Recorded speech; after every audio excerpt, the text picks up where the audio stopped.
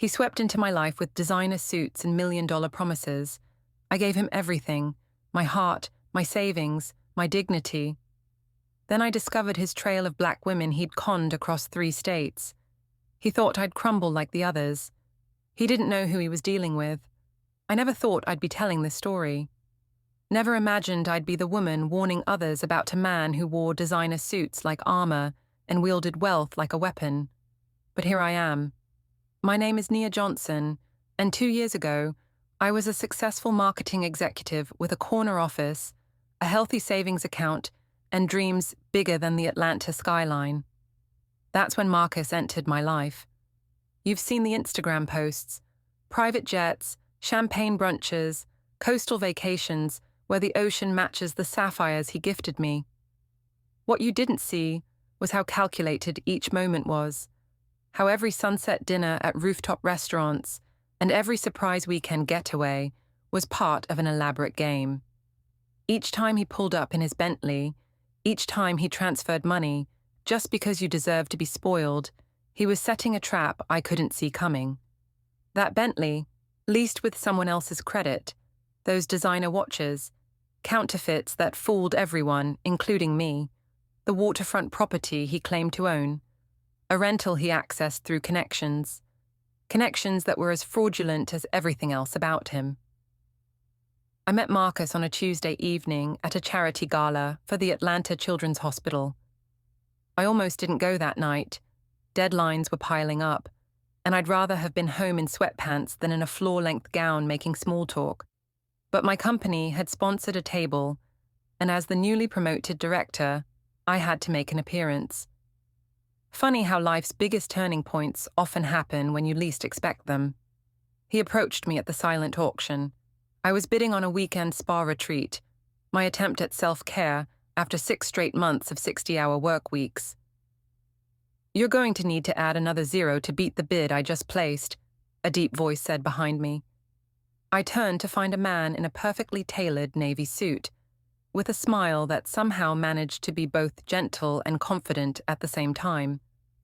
"Then I'll just have to find something else to bid on," I replied, stepping away from the table. I wasn't there to flirt, and I certainly wasn't impressed by someone flaunting their wealth at a charity event. But as I walked away, he followed, not in a creepy way, but with a respectful distance that intrigued me. "At least let me apologize with a glass of champagne," he offered. Against my better judgment, I accepted. 1 glass turned into 2 hours of conversation. Marcus Lawrence, CEO of Lawrence Global Investments, Harvard Business School, originally from Chicago but traveled constantly for work. He spoke about sustainable investment in Black communities, about creating generational wealth, about his foundation that sent young Black girls to coding camps. With each word, my skepticism faded just a little more.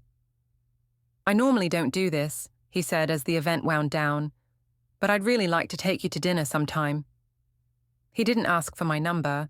Instead, he handed me his card, embossed with a subtle gold logo. "Ball's in your court," he smiled. I didn't call him for 3 days. I Googled him first, finding just enough presence to seem legitimate, but not enough to satisfy my curiosity. When I finally called, he answered on the first ring, as if he'd been waiting. "I was hoping it would be you," he said, and despite myself, I smiled. What I didn't know then was that this wasn't chance. He'd researched me for weeks, chosen that event specifically, and orchestrated our accidental meeting down to the last detail. The first move in a game I didn't even know I was playing. Our first date was at a small French bistro tucked away in Buckhead. Not the flashiest spot, which impressed me. A man with something to prove would have chosen somewhere more ostentatious. Marcus had reserved a quiet corner table where we talked until closing, the staff too polite to rush us out. He asked questions that dug beneath the surface, remembered details from our first conversation, and spoke about his family with such warmth that I felt I knew them already. The bistro became just the first page in what felt like a fairy tale. Within weeks, my life transformed into something I barely recognized. spontaneous weekend trips to Savannah, where he knew the owners of a historic bed and breakfast, private wine tastings arranged by vineyard owners. He'd apparently helped with investment strategies, front row tickets to concerts I'd mentioned in passing. Each gesture felt thoughtful rather than showy, as if he'd studied the exact difference between impressing me and connecting with me. "I've never met anyone who understands me like you do," he told me one evening, as we sat on his balcony, overlooking the city lights. By then, I believed him. I believed everything. 3 months in, he started introducing me to his circle, impressive people with credentials that checked out when I discreetly researched them later. A former state senator, a prominent neurosurgeon, the owner of a tech startup that had just secured major funding. They all spoke of Marcus with respect, shared inside jokes with him, validated everything he'd told me about himself. What I didn't realize was that these weren't his actual inner circle. They were strategic connections, some legitimate business people, others accomplices in his schemes, all carefully selected to create a convincing backdrop for his fabricated life. The senator knew him only through occasional donations. The surgeon had met him twice at fundraisers. The tech entrepreneur was actually his cousin, the only genuine relationship in the bunch, playing along for a cut of whatever Marcus was pursuing. I was falling in love with a carefully constructed hologram, a man who studied my reactions, adjusted his approach accordingly, and was gradually positioning himself at the center of my world. And I was letting him, one romantic gesture at a time. Looking back, the red flags were waving frantically in front of my face, but I'd convinced myself they were just celebration banners.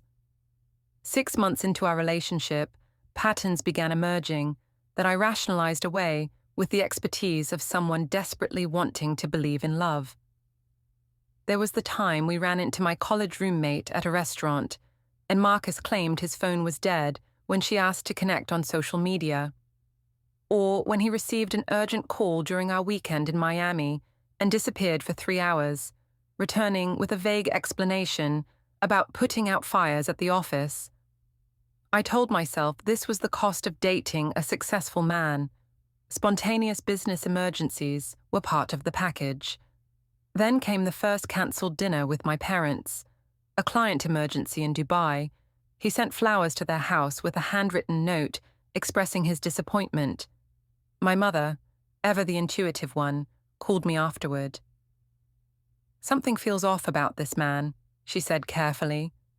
I dismissed her concerns as old-school suspicion of a man with new money. "You don't understand how business works these days, Mom," I said with the arrogance that makes me cringe now. The inconsistencies piled up like unopened mail. The business partner he'd mentioned numerous times, but somehow never introduced me to. The childhood home in Chicago's Gold Coast that always had tenants whenever I suggested visiting. The mysterious ex-wife, whose name changed depending on how many drinks he'd had. Then came the first financial emergency. His accounts were temporarily frozen due to suspected fraud. A mistake by the bank, he assured me. Could he borrow $5,000 until it was sorted out? I transferred the money immediately. He repaid it within days, with interest, along with a pair of diamond earrings, to apologize for the inconvenience. It became a pattern. Small emergencies requiring loans, always repaid promptly, always followed by generous gifts. I began feeling needed in a way that was both flattering and binding. Each time I helped him, the emotional debt grew. He made me feel like his savior, his partner, in weathering life's storms. My best friend Tasha saw through it. "Why does a millionaire need to borrow money from his girlfriend?" she asked bluntly over brunch. I defended him reflexively, but her words lodged in my mind like a splinter, impossible to completely ignore. It was our 1-year anniversary when Marcus first mentioned the investment opportunity. We were in Santorini, a surprise trip he'd planned down to the sunset dinner on a private terrace overlooking the caldera. The Mediterranean breeze carried the scent of salt and jasmine as he reached across the table for my hand. "I've been thinking about our future," he said, his eyes reflecting the candlelight. "And I want you to be part of something big I'm working on." He explained that his company was developing luxury eco-resorts across the Caribbean, with the first location breaking ground in St. Lucia next month. The investors were all people like us, he emphasized, successful Black professionals, creating spaces where we could vacation without the subtle racism of traditional luxury resorts. "We're nearly fully funded," he said, "but I saved one investment slot for someone special." His voice dropped. "For you, Nia." The minimum buy-in was $175,000, nearly my entire savings, the money I'd earmarked for eventually starting my own agency. As if reading my thoughts, Marcus squeezed my hand. "This isn't just about the money. It's about building something together. Our legacy." Back home, he sent prospectuses, architectural renderings, environmental impact studies, all professionally created, all bearing his company's logo. I showed them to my financial advisor, who raised concerns about the lack of clear legal structure. When I mentioned this to Marcus, he seemed hurt. "I opened this opportunity to you because I thought you believed in me," he said quietly. "Most of these investors are people I've known for decades. If you're not comfortable, I understand." The subtle guilt trip worked. 3 days later, I transferred the money to the account he provided. He hugged me tightly afterward, whispering, "You won't regret this. In 18 months, this investment will double, triple even." To celebrate, he took me to the Cartier store and bought me a love bracelet, locking it around my wrist himself. "A symbol," he said, "of what we're building together." What he didn't tell me was that there was no resort, no investors, no Street Lucia property. The architectural renderings were purchased from a freelance designer. The environmental studies were clever forgeries, and my $175,000 was already being funneled through a series of shell companies, soon to disappear into accounts I couldn't trace. As he clasped that bracelet around my wrist, I believed I was investing in our future. Instead, I had just financed its destruction. The first real crack in Marcus's perfect facade appeared 3 months after my investment. We were having dinner at his condo when his phone rang. He glanced at it, muttered something about a colleague, and stepped onto the balcony.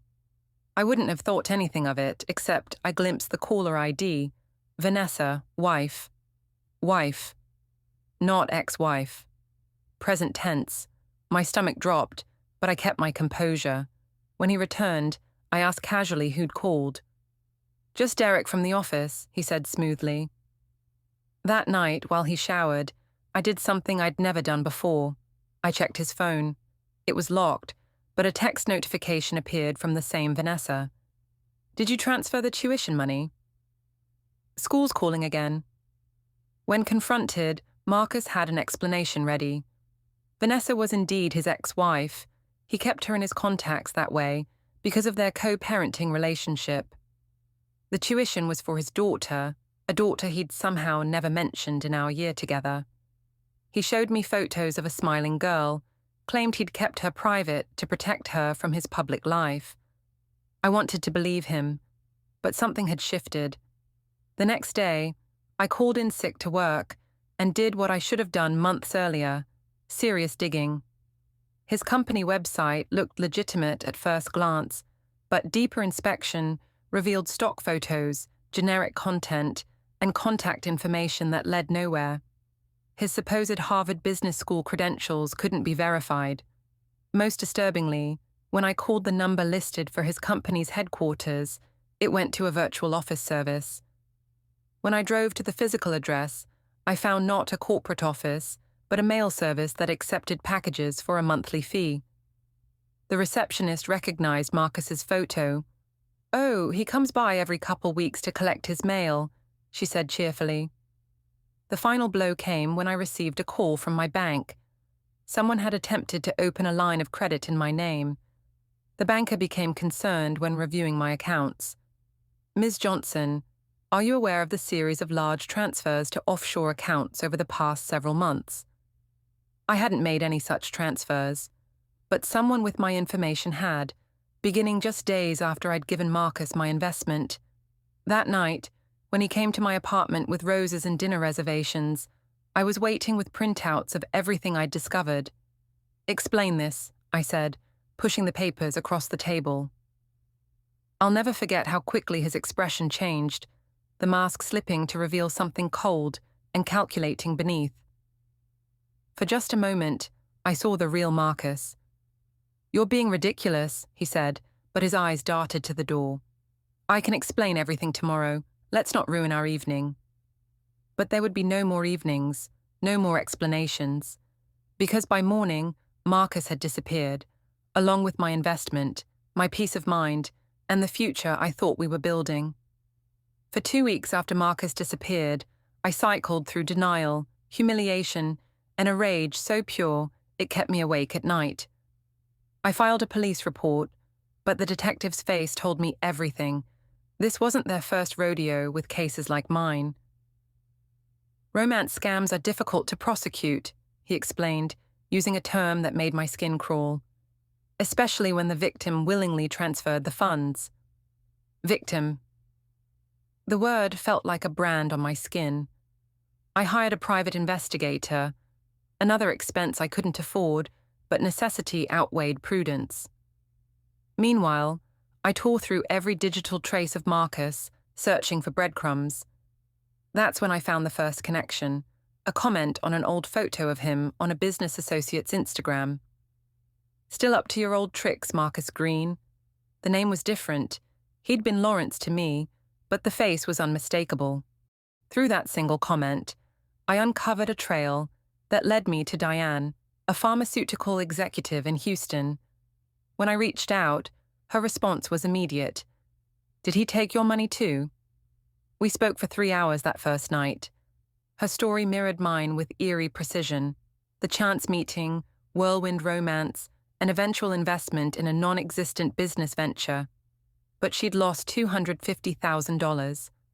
Diane connected me with Kimberly in Philadelphia. Then came Taylor in Chicago, Judith in Baltimore. Each woman successful, accomplished, and black. Each targeted with methodical precision.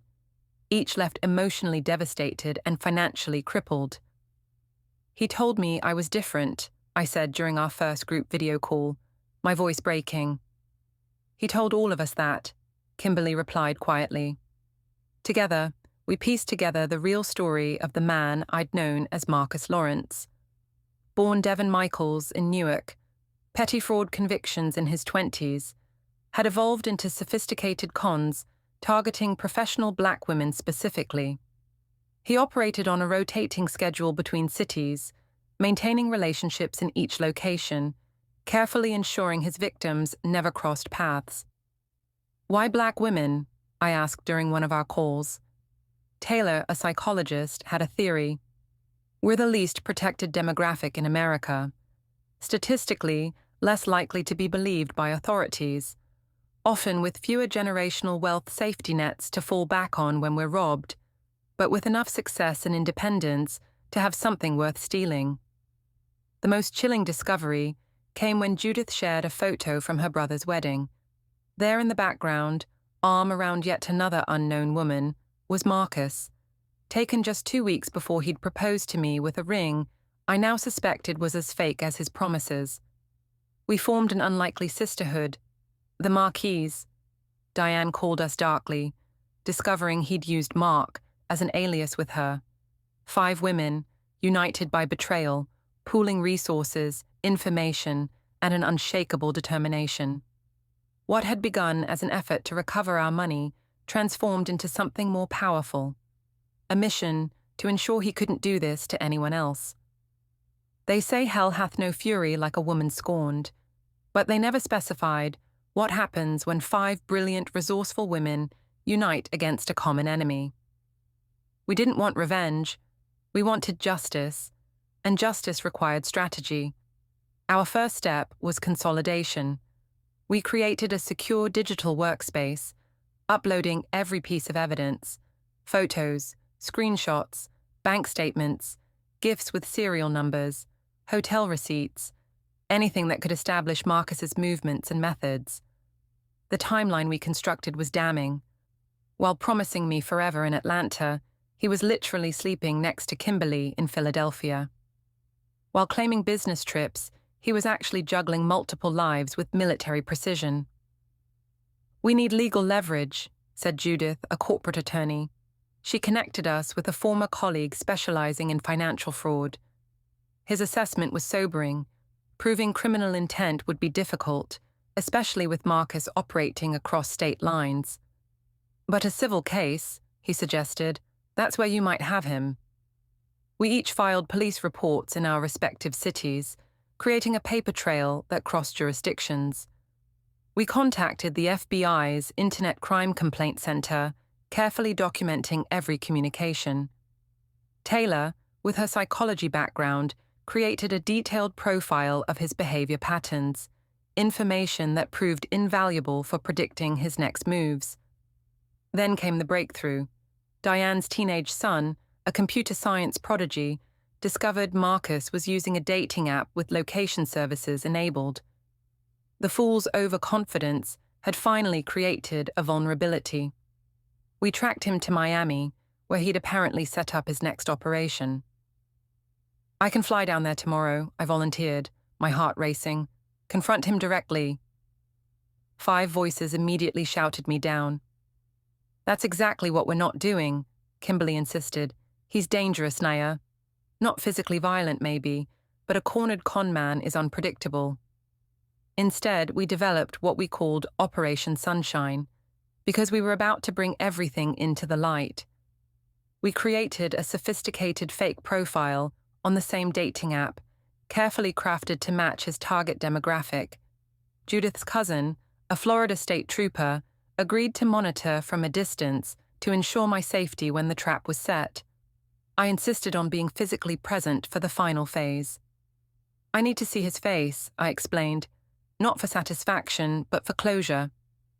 We rented an Airbnb in South Beach, transformed one bedroom into a command center, and waited for Marcus to take the bait. 3 anxious days passed before the notification finally came through. "Marcus has sent you a message." The women I now considered sisters gathered around me as I read his opening line, identical to what he'd first written to Diane and Taylor. Their hands on my shoulders steadied me as I typed my response, triggering the first domino in our carefully arranged plan. "Game on," whispered Diane as we watched the 3 dots appear, indicating his reply. "He thinks he's hunting, but he doesn't realize he's already caught." Marcus suggested meeting at an upscale rooftop bar in South Beach. Predictable. He always chose elevated locations for first dates, creating a literal and metaphorical high. I arrived an hour early, mic'd up with 2 detectives and an FBI agent stationed nearby. The other women monitored from our Airbnb command center, watching through the hidden camera in my designer handbag. The real one, not the knockoff Marcus had once given me, claiming it was authentic. When he stepped onto the rooftop, my breath caught. He looked exactly the same.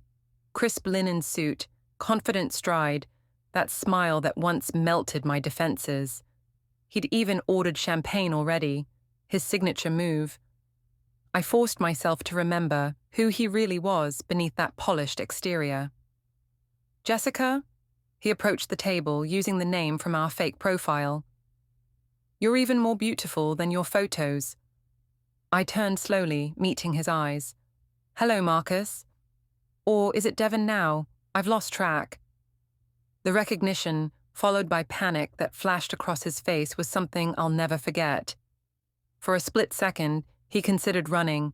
I could see it in his stance. But 3 exits were already covered by officers. "Naya," he recovered quickly, smile tightening. "What a surprise. I'm actually meeting someone. Jessica Williams, NYU grad, marketing director, recently inherited money from her grandmother." I tilted my head. Funny, she doesn't exist. But I do. So do Diane, Kimberly, Taylor, and Judith. We all exist, Marcus. His composure cracked. I can explain everything. There were investment complications. Save it, I interrupted, sliding a folder across the table. This contains evidence of wire fraud across state lines, identity theft, credit card fraud, and falsifying business documents. The FBI agent by the bar is very interested in discussing it with you. What followed was pathetic, desperate negotiation, hollow promises of repayment, even an attempt to rekindle what we'd supposedly had. I really did care for you, Nia, more than the others. That would be more convincing if you hadn't said the exact same words to Diane. We have recordings. When the agents approached our table, Marcus made one last desperate play. "You'll never see that money again if I go to jail," he hissed. "Is this really worth it?" I leaned forward, voice steady. "This was never about the money. This is about making sure you never do this to another woman again. This is about justice."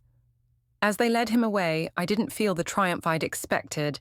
Instead, I felt something quieter but more profound, the closing of a chapter.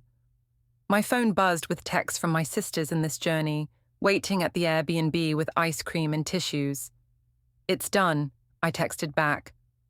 Later, watching the Miami sunset from our rental, Kimberly raised her glass. To the end of Marcus Lawrence, Devin Michaels, and whatever other names he used to hurt women who deserved better. "And to new beginnings," added Taylor, "for all of us."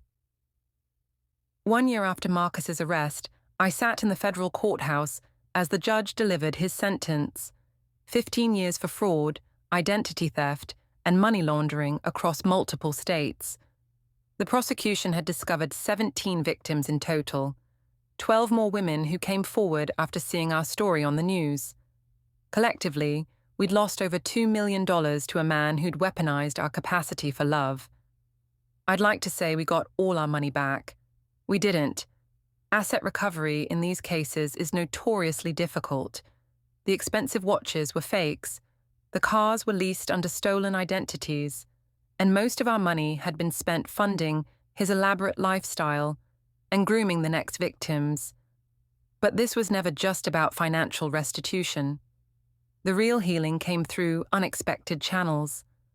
The 5 of us, once connected only through shared trauma, began weekly video calls that evolved from strategy sessions into genuine friendship.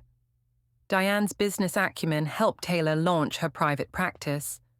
Judith's legal connections helped me secure investors for the small marketing agency I'd always dreamed of starting. Kimberly's therapist colleague offered specialized counseling for romance scam survivors, which all of us needed more than we initially admitted. The warning signs seemed so obvious in retrospect. The inconsistent stories, the convenient emergencies that prevented family meetings, the subtle isolation from friends who asked too many questions, the small financial tests before the big ask.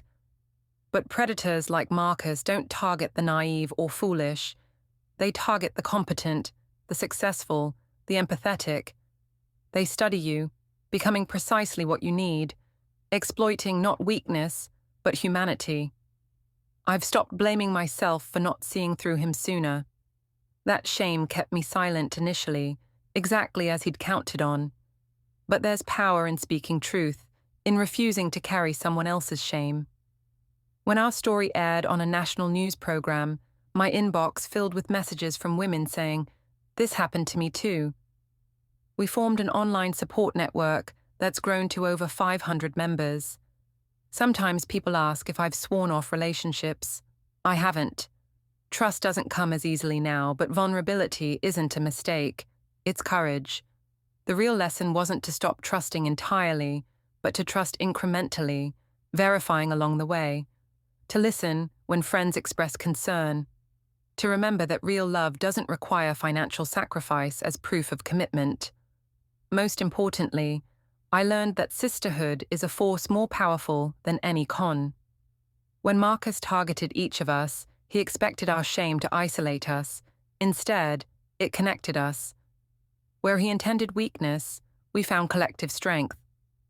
What he meant for destruction became, improbably, the foundation for something new. A network of women determined that no one else should suffer what we did.